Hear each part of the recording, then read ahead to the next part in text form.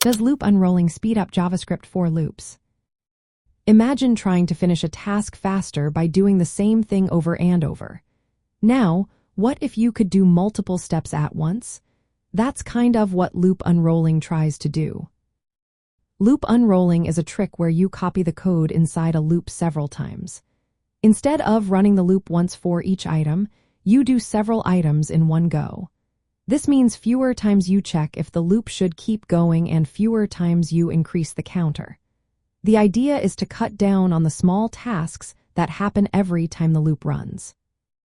In JavaScript, this can sometimes make your code run a little faster.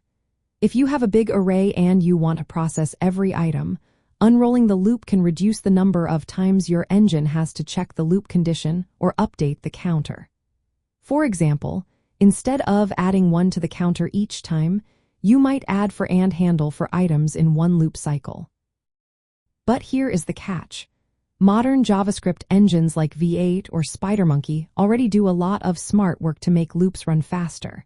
They sometimes automatically unroll loops or optimize them in other ways.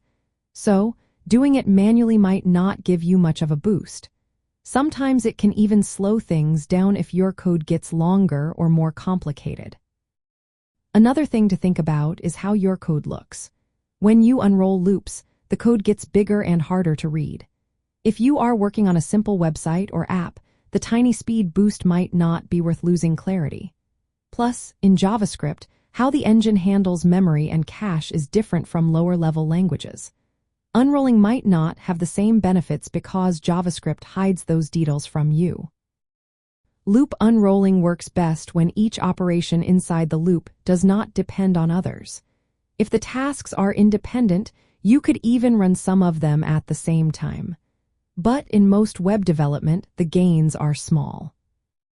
If you are working with huge data sets or performance-critical parts of your code, it might be worth trying. Always test before and after unrolling to see if it really helps. You can also combine it with other tricks like saving the length of an array outside the loop or combining multiple loops into one. Most of the time, JavaScript engines do a good job optimizing loops on their own. Manual unrolling is a tool to keep in mind, but it's not always necessary. It can help in some cases, but it's not a magic fix. Understanding how and when to use it is part of mastering control flow and making your code run smoothly.